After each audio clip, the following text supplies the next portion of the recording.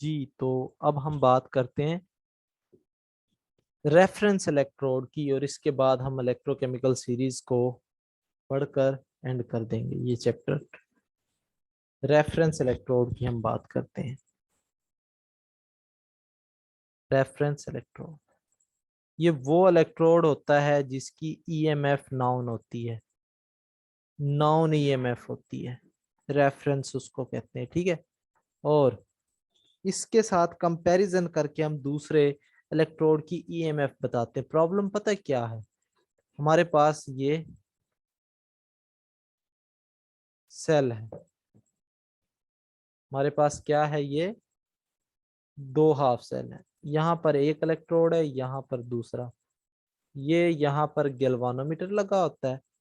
अब गैल्वानोमीटर पता है क्या करता है, गैल्वानोमीटर हमें इसकी जो ईएमएफ होती है और इसकी जो ईएमएफ होती है, ये इन दोनों का माइनस करके हमें दे देता है। क्या, इन दोनों की वैल्यूज को ई of cathode minus E of anode करके हमें दे देता है ईएमएफ को। हमें चाहिए एक इलेक्ट्रोड की ईएमएफ, वो हम फाइंड नहीं कर पाते गैल्वानोमीटर से, वो हम गैल्वानोमीटर से फाइंड नहीं कर पाते। हमें कैसे पता चलेगा कि जिंक का जो जिंक का पोटेंशियल वो कितना है, कॉपर का कितना है? तो उसके लिए हम फिर क्या करते हैं, हम एक स्टैंडर्ड लेते हैं, जैसे हाइड्रोजन ले लिया और इसकी ईएमएफ को 0 कह देते हैं। अब ये तो 0 हो गया, अब इसके साथ आप जिंक लगा लें, जिंक लगा दिया जी, और यहाँ पर हाइड्रोजन को साथ अटैच कर दें। हाइड्रोजन के लिए पता क्या होता है, हाइड्रोजन के लिए आप एक एड्सॉर्बेंट लेते हैं, ठीक है, एक वायर लेते हैं और साथ एक एड्सॉर्बेंट लेते हैं, ताकि जो हाइड्रोजन है उसके ऊपर जाकर एड्सॉर्ब हो सके। इसका सिस्टम मैं आपको बताता हूँ। प्लाटिनियम ब्लैक इसमें वायर होती है,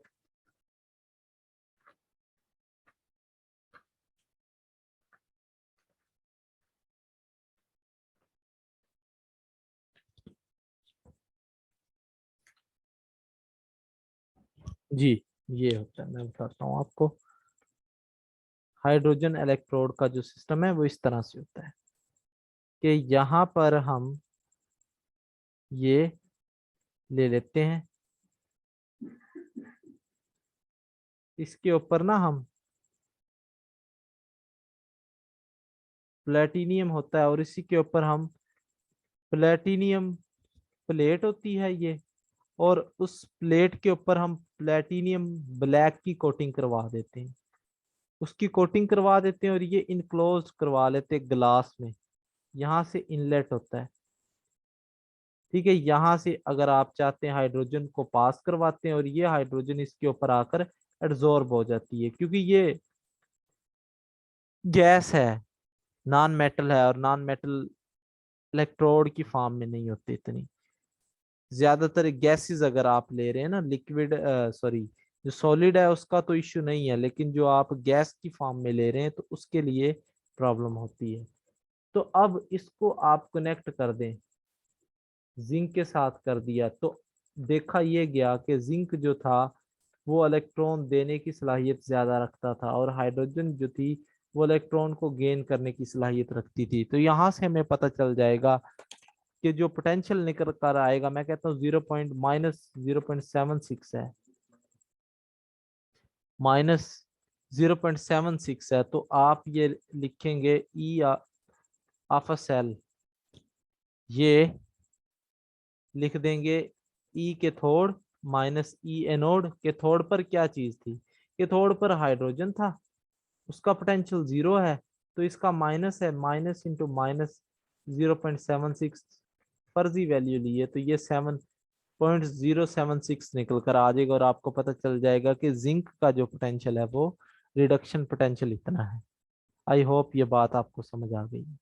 ये जिंक का ऑक्सीडेशन पोटेंशियल इतना है, ये चीजें आपको पता चल जाएंगी, आपने अटैच करना होता है इसके साथ। और वो जो गैल्वानिक अब जो रीडिंग देगा गैल्वानिक सेल, गिल्वानिक सेल कह रहा हूँ, गिल्वेनोमीटर जो रीडिंग देगा उससे आप इसका आइडिया निकाल सकते हैं। एसएचई इसको कहते हैं बेसिकली स्टैंडर्ड हाइड्रोजन इलेक्ट्रोड। ठीक है, इसका जो ऑक्सीडेशन पोटेंशियल या रिडक्शन पोटेंशियल वो दोनों जीरो होते हैं बेसिकली, ये बात आपने याद रख लेनी है। अब हम बात करते हैं इलेक्ट्रोकेमिस्ट्री की, बहुत ही इंपॉर्टेंट एक सीरीज है जिसको हम इलेक्ट्रोकेमिकल सीरीज का नाम देते हैं। हमें ऑलमोस्ट 2 आवर हो गए हैं पढ़ते इलेक्ट्रोकेमिकल सीरीज। देखिए, मैंने कोशिश की है ये चैप्टर आपका मैक्सिमम कवर हो। इसका अभी तो 1-2 चैप्टर और रहते हैं। अभी तो ये आपके लिए कल का दिन भी लगेगा हमें इसको खत्म करने के लिए। इलेक्ट्रोकेमिकल सीरीज की हम बात करें तो मैं अगर आपको यहाँ पर लिख दूं lithium, potassium, calcium, sodium, magnesium, aluminium, zinc, chromium, iron +2, ये नीचे है इसके क्रोमियम के। ठीक है, स्पेस नहीं थी मैं इसलिए लिख रहा हूँ। निकल, SnPb, ये FSC की बुक से ली गई है, ये जो इलेक्ट्रोकेमिकल सीरीज है।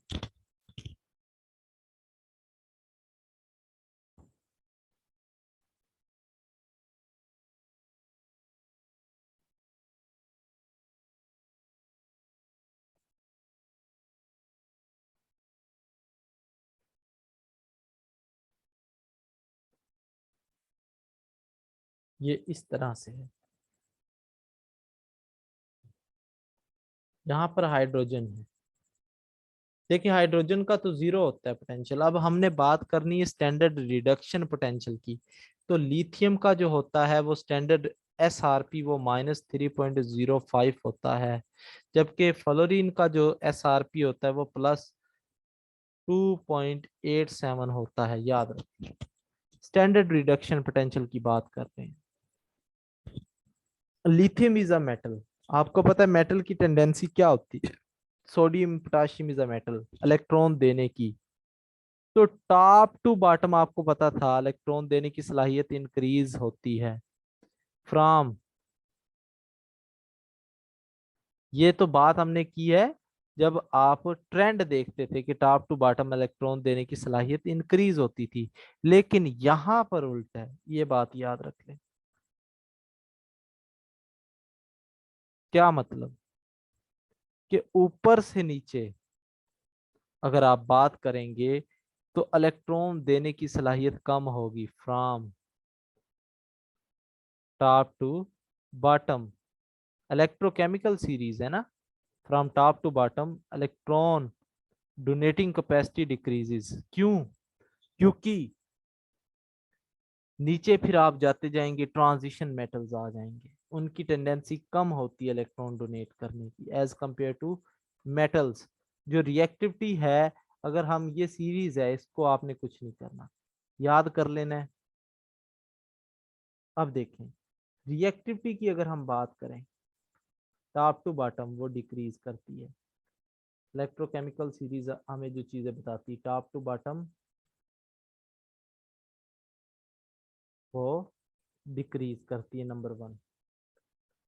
फिर लिथियम, या दूसरे लफ्जों में हम बात करें कि जो इंक्रीजिंग स्टैंडर्ड रिडक्शन पोटेंशियल है वो नीचे, जो स्टैंडर्ड एस आर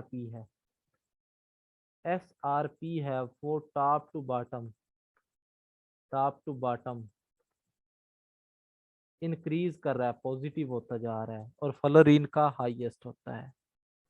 तीसरी बात, आप जैसे जैसे नीचे की बात करते जा रहे हैं, नीचे आते जा रहे हैं, तो ऑक्सीडाइजिंग एजेंट की स्ट्रेंथ इंक्रीज कर रही है। ऑक्सीडाइजिंग एजेंट की जो स्ट्रेंथ है वो इंक्रीज कर रही है। स्ट्रेंथ जो है वो इंक्रीज कर रही है। आप यूट्यूब से देख लीजिएगा, वहां पे बहुत सी ट्रिक्स दी हुई हैं। तो ऑक्सीडाइजिंग एजेंट की strength top to bottom increase कर रही है, ये बात याद रख लें। तो इट मींस चौथी प्रॉपर्टी, रिड्यूसिंग एजेंट जो है वो उसकी स्ट्रेंथ डिक्रीज कर रही है। ऑक्सीडाइजिंग एजेंट कौन सा होता है, स्ट्रेंथ डिक्रीज कर रही है। ऑक्सीडाइजिंग एजेंट वो चीज होती है जो खुद तो रिड्यूस हो जाए, यानी खुद तो इलेक्ट्रॉन ले ले और दूसरे को ऑक्सीडाइज कर दे। तो इलेक्ट्रॉन लेते कौन है, जो सीरीज में नीचे हैं। तो टॉप टू बॉटम सीरीज में इलेक्ट्रॉन लेने वालों की तादाद या उनकी कैपेसिटी बढ़ती जा रही है। ठीक हो गया। तो अगर आपसे ये कुछ फैक्टर्स हैं बता रहे हैं, जो अगर आपसे ये कहा जाए कि आपने एक सेल बनाना है तो उसमें एनोड कौन सा लेंगे और कैथोड कौन सा लेंगे। लिथियम है, हाइड्रोजन तो दरमियान में आ जाएगा, और फ्लोरीन है। देखिए अगर आप बेस्ट एनोड बनाना चाहते हैं तो वो लिथियम होगा। क्यों लिथियम, क्योंकि इसका मैक्सिमम स्टैंडर्ड, इसका जो electron maximum electron donating capacity होती है। तो एनोड का काम ही यही होता है, उस पे ऑक्सीडेशन होती है। एनोड पे क्या होती है, ऑक्सीडेशन होती है, याद रख लें। लॉस ऑफ इलेक्ट्रॉन होता है एनोड पे, और फ्लोरीन इस पे गेन ऑफ इलेक्ट्रॉन होता है।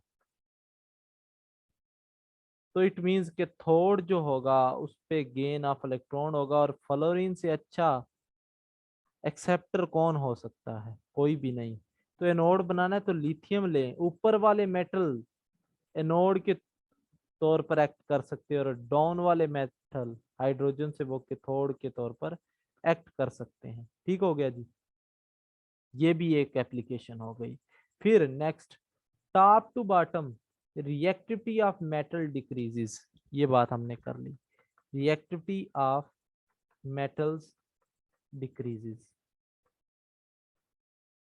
मेटल की रिएक्टिविटी डिक्रीज कर रही है। और reactivity of non metal increases, non metal electron को एक्सेप्ट करने की ख्वाहिश ज्यादा रखते हैं। जैसे जैसे नीचे जा रहे हैं नॉन मेटल इंक्रीज कर रही है उनकी। ठीक हो गया। और अगर हम बात करें top to bottom electropositive character, top to bottom जो इलेक्ट्रोपॉजिटिविटी है वो डिक्रीज कर रही है, क्योंकि मेटल से नॉन मेटल की तरफ आ रहे हैं, तो वो भी डिक्रीज कर रहे हैं। अब जो मेन इंपॉर्टेंट चीज है वो है डिस्प्लेसमेंट रिएक्शन। डिस्प्लेसमेंट रिएक्शन ये क्या चीज होती है, देखें। डिस्प्लेसमेंट रिएक्शन होता है कि जिसका स्टैंडर्ड रिडक्शन पोटेंशियल ज्यादा या जिसकी रिएक्टिविटी ज्यादा, वो लेस रिएक्टिव वाले को हटा देगा। यही रीजन थी कि कॉपर जिंक को हटा नहीं पाया, क्योंकि जिंक ऊपर था, उसकी रिएक्टिविटी ज्यादा थी, कॉपर नीचे था, तो कैसे हटा पाता। यही रीजन थी। आई थिंक अब आपको समझ आ जाएगी, यही रीजन थी। अगर मैं आपसे पूछूं, और हेलोजन नॉन मेटल के केस में क्या होगा, अगर ये तो मेटल के केस में था ना कि अपर मेटल लोअर मेटल को डिस्प्लेस कर सकते हैं। अपर मेटल्स क्योंकि उनकी रिएक्टिविटी ज्यादा होती, can displace lower ones, lower नीचे वालों को वो डिस्प्लेस कर सकते हैं। अगर हम बात करें, किसकी बात करें, नॉन मेटल्स की, तो नॉन मेटल की अगर बात करें तो अनॉन मेटल विद हाई, जिसका S R P standard reduction potential high होगा, वो डिस्प्लेस कर देगा। जिसका एस आर पी लो होगा उसको। ये नॉन मेटल के केस में मिसाल ले लेते हैं हम। मेटल की तो हमने समझ ली है, जिंक और कॉपर वाली। अब हम समझते हैं, देखें, F2HCl एंड Br2, I2। हाँ जी, इसमें कौन सा रिएक्शन पॉसिबल होगा बताएं। अगर आप, सर ए वाला। हाँ जी ए वाला, क्योंकि फ्लोरीन का SRP इन सब में से ज्यादा है क्लोरीन। तो जो अपर हैलोजन है वो लोअर वाले को डिस्प्लेस कर सकते हैं। जो फ्लोरीन है वो इसको इसको और आयोडीन तीनों को हटा सकता है। और क्लोरीन है वो ब्रोमीन और आयोडीन को, ब्रोमीन सिर्फ आयोडीन को हटा सकता है। तो ये एक डिस्प्लेसमेंट रिएक्शन होता है कि उसको हटाकर खुद लग जाना उसकी जगह पर। ठीक है।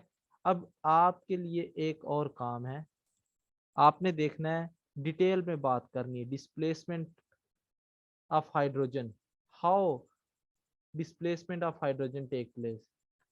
डिस्प्लेसमेंट ऑफ हाइड्रोजन कैसे होती है और how many methods to displace hydrogen. Hydrogen को डिस्प्लेस करने के कितने मेथड हैं। और displacement of hydrogen from water, displacement of hydrogen from water, water से हाइड्रोजन की डिस्प्लेसमेंट। ठीक है।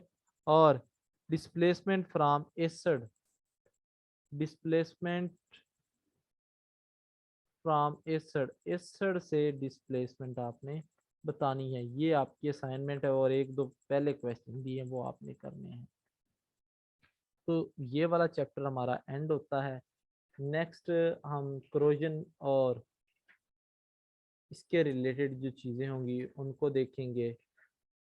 इलेक्ट्रोलिटिक सेल हमने कल स्टार्ट करना है। नेक्स्ट जो हमारा चैप्टर है उसमें फेरेडेज लॉ, फ्यूल सेल और ये कुछ चीज़ें हैं वो हमने देखनी है।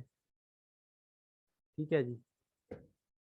कोई भी सवाल अगर आपका है तो वो आप लोग पूछ सकते हैं आज के हमारे इस लेक्चर में से। सर मैंने आपसे वो असाइनमेंट